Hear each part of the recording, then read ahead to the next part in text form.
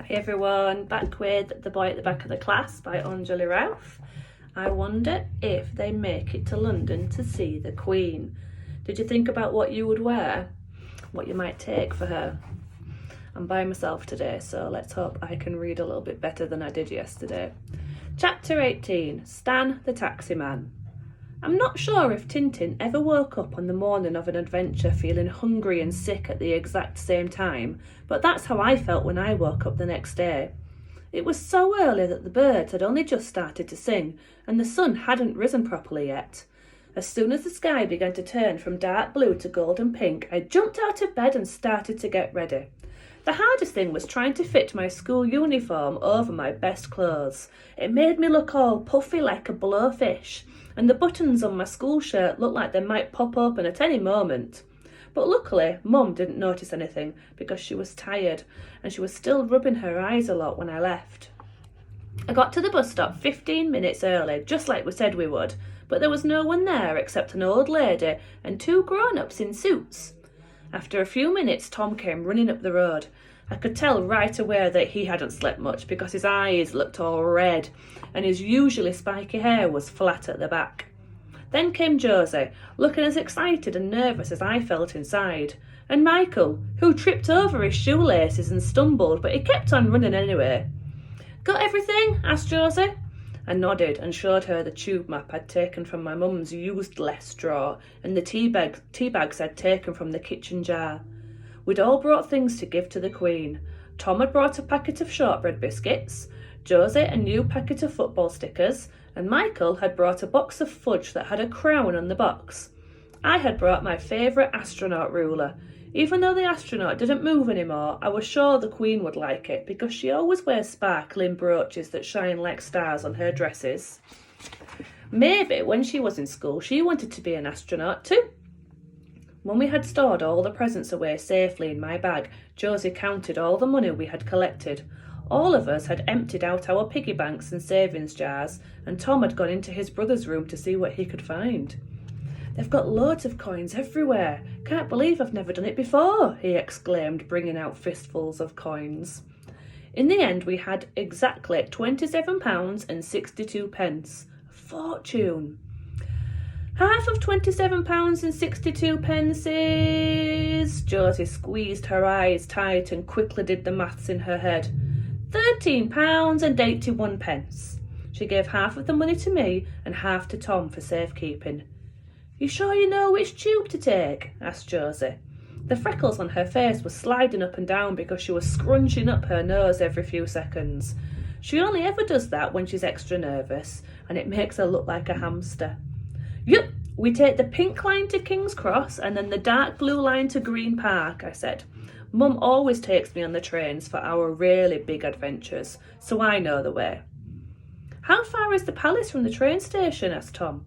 His voice sounded squeaky, but I couldn't tell if that was because he was nervous or excited. "I don't know," I said, "but I don't think there's a bus stop in front of the palace, so we might need to take a taxi. It shouldn't be too far though, so hopefully we won't spend all our money." "Guys, our bus is here," said Michael as he stuck out his hand so that the bus driver would stop. "Remember what to tell Mrs. Khan," I whispered loudly, "that me and Tom are sick and that our mum said we'll be back tomorrow."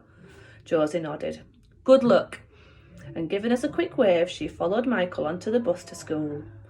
After the bus had disappeared, Tom and I crossed the street and walked up to the bus stop where all the buses travelling in the opposite direction stopped. When the bus we needed finally came, I put out my hand and we got on, nervously looking at the bus driver in case she asked us why we weren't in school.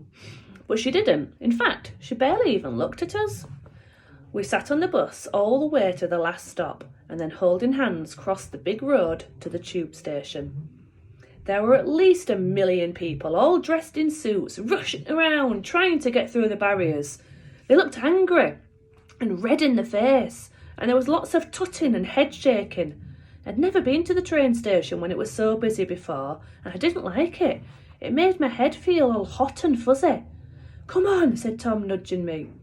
We walked over to the ticket machines where there was a long line of people. Some of them looked down at us with frowns on their faces, but no one said anything, so we didn't have to say anything back. When we finally got to the front of the queue, we walked up to one of the machines. It looked more scary than I remembered. There were at least 100 buttons surrounding a large screen and a slot that looked like a letterbox at the bottom. "Go on," whispered Tom. "Okay," I said, not wanting to be a coward. I took a deep breath, stood on my toes, and walked over to the screen.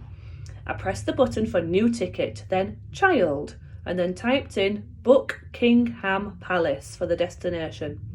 But nothing happened. I tried again, but the machine started flashing. "Do you kids need help?" asked a woman from the queue. She was dressed in a green coat and shiny shoes and had curly black hair and glasses. Tom's eyes became wide and he shook his head, but I nodded. The woman stepped forward. "Where do you need to go?" she asked. "Buckingham Palace," I said, "for our school trip." I tried to make my voice sound more deep and grown-up sounding. The woman frowned, but then, looking at her watch, said, "Okay."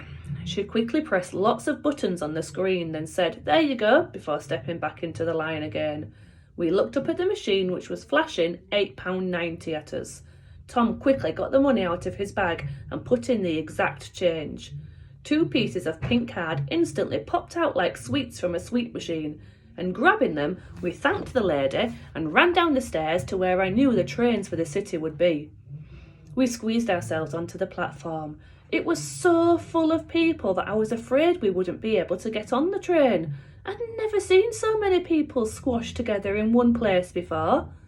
But when the train came, everyone flooded onto it like a giant wave, and it took us with them. Tom grabbed hold of my arm, and I grabbed his, and we soon found ourselves pressed like sandwich filling between lots of people, all busy looking at their phones or listening to music. "This is good," said Tom, his face squashed up against a large belly. I nodded. I tried to nod, but someone's book was touching my head. We watched as lots of stations passed by and looked at all the different people getting on and off the train.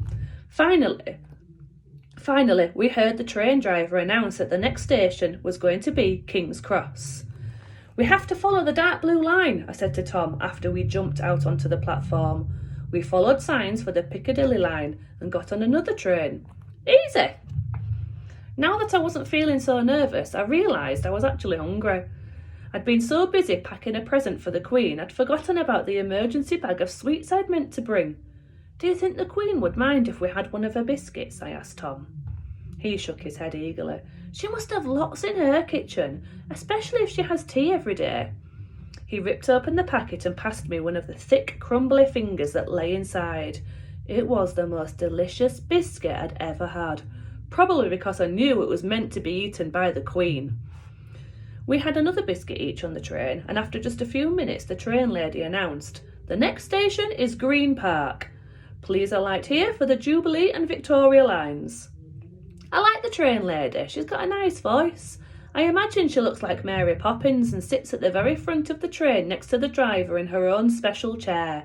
It must be fun going through all the stations and telling people which ones are coming next. We hurried off the train and followed the signs to the taxis. Running up the stairs, we found a long line of black cabs waiting in a row. Inside the one at the front was a man with curly red hair. He was eating a sandwich and bobbing his head along to the radio station. When he saw us looking at him through the window, he rolled it down and leaned out. "What can I do for you two?" "Please, we need to get to Buckingham Palace," I said, just as loudly and clearly as I could, because I remembered my Uncle Lenny saying that there was nothing taxi drivers hated more than people who didn't say where they wanted to go clearly enough. The taximan leaned forward and looked around. "Why are you on your own?" he asked, frowning. We're meeting our teacher there. We're on a trip and we got separated from our class, and our teacher said that if anyone got lost, we had to meet the class there," said Tom, all in a rush. The taximan frowned again and rubbed his chin. "All right," he said eventually, "hop in. And be quick about it. I ain't here to be chauffeuring lost kids around all day. You're lucky it's only a few minutes away, and I've got tykes of my own." We jumped in quickly. The taximan locked the doors and in a single move swerved off. As he drove out onto the main road, he looked at us in a funny rectangular-shaped mirror that cars always have right at the front. Uncle Lenny says that they're there so that drivers can check the traffic behind them. But I think they're there so that drivers can look at people sitting in the back seat when they think no one is looking at them. What will you be doing at Buckingham Palace today then? He asked. We're going to meet the Queen, said Tom before I could stop him. Oh, is that right now? Asked the taxi man, looking at us again in the mirror. His eyes were smiling. Tom clapped his hands over his mouth and didn't say anything else. But the taxi man just laughed and said, well, when you see her, say hi from me. I nodded, and the taxi man laughed again. After a few minutes, the taxi came to a stop in traffic. The taxi man looked at his watch. They'll be doing the changing of the guards soon. You'll have to walk from here, I'm afraid. He turned around to look at us and pointed to his right.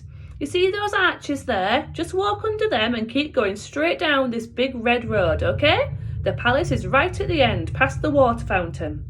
Tom nodded and took out the exact money it said on the meter. The taxi man shook his head. Don't you worry, this one's on me. Just tell your teacher to be more careful next time. Thanks, said Tom as we jumped out. You're the best taxi driver ever. The taxi man drove off laughing. I like London taxi drivers, said Tom, taking out another 2 of the Queen's biscuits and stuffing them in his mouth. They're better than the New York ones. So do I said, watching as the taxi disappeared out of sight. That's the end of the chapter. Are they going to meet the Queen? It's getting exciting now. We'll find out tomorrow.